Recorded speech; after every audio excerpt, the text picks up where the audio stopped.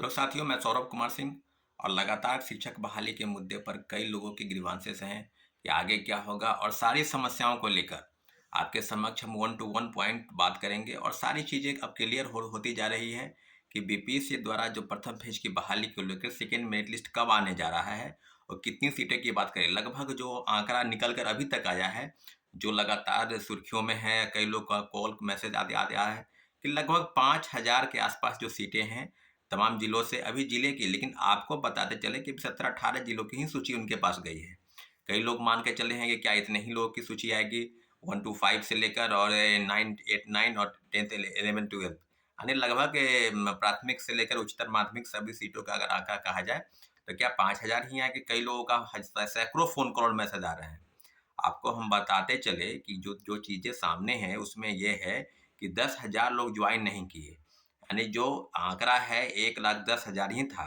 उसके बाद अब सीधे आ गए 90,000 पर। उसके बाद था कि नियोजित शिक्षक जो हैं 28,000 प्लस, वो जो उनको अपने ही जगह पर पदस्थापना करना है, उनको कहीं स्कूल का स्थानांतरण नहीं करना है।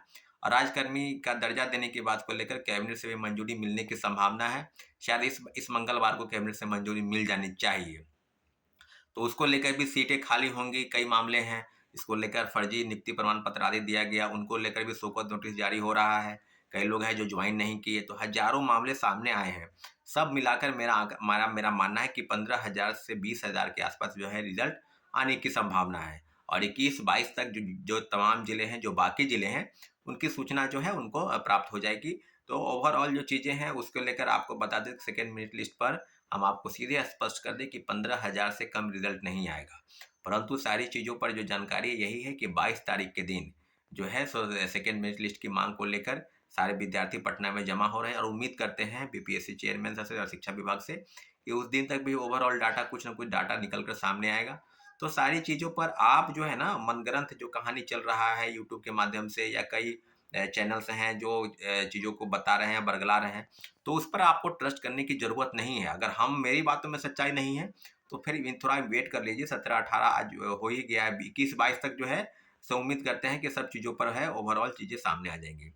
अभी जो सबसे ख़ास मुद्दा वो ये है कि सीटेट अपेयरिंग की माँग को लेकर। सीटेट अपेयरिंग की माँग को लेकर लगातार कमेंट हो रहा है, मैसेज हो रहे थे कि एक ग्रुप बना है, व्हाट्सएप ग्रुप। तो आपको बता दें कि उस ग्रुप में आप जाकर आप अपने मेरे नंबर पर आप हाय मैसेज करेंगे और उस ग्रुप से आपको जोड़ देंगे, या कम्युनिटी पोस्ट में जाएँगे तो वहाँ उसका लिंक दिया गया है व्हाट्सएप ग्रुप, उस लिंक पर जा क्लिक करेंगे तो आप स्वतः जो है उस ग्रुप से जुड़ जाएँगे।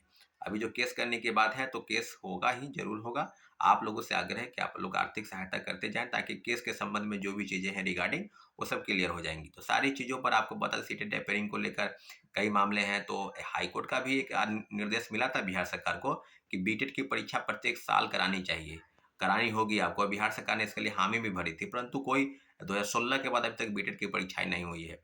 और एसटीईटी जो है पहले 1 बार होता था, अब 2 बार होना है। तो सीटेट के मामले में 21 जनवरी 2024 को परीक्षाएँ होगी। तो हम लोग का स्पष्ट कहना था कि चेयरमैन सर अगर इस परीक्षा को टाल देते, अगर फरवरी में ले जाते, तो फिर सीटेट टेपरिंग वालों को मौका मिल जाता। इन्हीं सारी मुद्दों को लेकर कोर्ट में याचिका दायर करने की बात हो रही है, और आप लोगों से ये आर्थिक सहायता की बात है। दूसरी तीसरी प्रमुख मांग जो है वो है नियोजित शिक्षकों का। क्या नियोजित शिक्षकों के लिए क्या होगा आगे डाटा, क्या सरकार के समक्ष जो है राजकर्मी का दर्जा। तो जैसा सबको पता है कि बिहार राज्य विशिष्ट नियमावली एक बनी थी, जिसके तहत जो है 3 बार डिपार्टमेंटल परीक्षाएं होंगी। अगर उस परीक्षा को आप पास कर जाते हैं तो आपको स्वतः राजकर्मी का दर्जा मिल जाएगा। परंतु एक खामी उसमें ये है कि अगर आप फेल कर जाते हैं तीनों बार में, तो आप जिस पद पर हैं उस पद की आपको नौकरी भी छीन ली जाएगी। तो सारी चीज़ें जो है वो अब स्पष्ट हो गई है। परंतु अभी जो कैबिनेट से शायद मंजूरी मिलने वाली है कि राजकर्मी का दर्जा देने की बात है नियोजित शिक्षकों को, तो बीपीएससी में या तो फॉर्म भरना है सेकेंड फेज की बहाली को लेकर, या नहीं भरना है, उनको डिपार्टमेंटल परीक्षा देना है, आदि आदि सब चीज़ों पर अभी भी जो है डायलेमा में है। आज क्लियर क्लियर हो नहीं पाया है कि आखिर नियोजित शिक्षक करेंगे तो क्या करें, फॉर्म भी भर रहे हैं, नहीं भी भर रहे हैं। तो सारी चीज़ों पर जो है निश्चित रूप से मंगलवार को कैबिनेट की मंजूरी अगर मिल जाती है, तो क्लियर हो जाएगा मामला कि आखिर आगे क्या करना है नियोजित शिक्षकों के लिए। ताकि लगभग 4 लाख नियोजित शिक्षक बिहार में कार्यरत हैं, और उनको राजकर्मी का भी दर्जा अगर लेना है तो इन सब चीज़ों से गुजरना पड़ेगा उनको। या तो परीक्षाएँ देनी पड़ेगी बीपीएससी की शिक्षक बहाली, या डिपार्टमेंटल परीक्षा देना पड़ेगा, जब वो राजकर्मी का दर्जा उनको प्राप्त होगा। तो सारी चीज़ों पर और कई मामले हैं डोमिसाइल को लेकर, पहले प्रथम पेज की बहाली को लेकर जैसे ही डोमिसाइल नीति लागू था उस समय में, उसका डोमिसाइल नीति हट गया। तो डोमिसाइल नीति को लेकर काफ़ी चीज़ें हो गई और लगभग 14% अन्य राज्यों के लोग जो है शिक्षक बने बिहार में। तो मेरा भी हम लोगों का कहना था कि डोमिसाइल नीति पुनः लागू करे राज्य सरकार, क्योंकि बिहार के लोगों की ज़रूरत है नौकरी और सब लोगों को नौकरी है। ऐसा नहीं है कि इसमें किसी राज्य के लिए या क्षेत्रवाद को बढ़ावा देने की बात है। अगर आपको रिजर्वेशन देना ही है तो 5% या 10% रिजर्वेशन दे दीजिए, ताकि जो बीपीएससी से परीक्षा कराने के लिए कानूनी जो दाव-पेच है, उसको ठीक किया जा सके। परंतु डोमिसाइल नीति को सीधे हटा दिया गया और आरक्षण के मामले में यहाँ तक कि महिलाओं को जो 50% आरक्षण है, वो बिहार के महिलाओं को मिलना चाहिए, यहाँ की लड़कियों को मिलना चाहिए, परंतु उस आरक्षण का लाभ इस राज्य के अलावा दूसरे प्रदेश की भी महिला ले रही है। तो ये भी तो काफ़ी गंभीर मसला है, इस पर भी महिलाओं को ऐतराज़ होना चाहिए और है भी कि क्या बिहार के नौकरी पर बिहार की महिलाओं को जो आरक्षित सीट है, उस पर दूसरे वर्ग की महिला, दूसरे प्रदेश की महिलाएँ अगर आ रही हैं, तो ये कहाँ का न्याय है? और कई राज्यों से, कई जिलों से जो खबरें आ रही हैं कि उस आरक्षण का लाभ उनको नहीं मिला, दूसरे राज्य की महिला ले रही हैं। तो कई मामले फर्जीवाड़ा तरीके से कई नियुक्ति पर प्रमाण पत्र पा लिए, तो उसको लेकर तो काफ़ी चीज़ें हैं। इसलिए साथियों, आपसे आग्रह है कि आप एक-एक चीज़ पर फ़ोकस करें। अगर कहीं कुछ गड़बड़ होता है तो हमारे नंबर पर कॉल या मैसेज करके आप बताएँ, सूचना करें, सूचित करें। हम उसको ज़रूर अपने माध्यम से उसको दिखवाने का प्रयास करेंगे।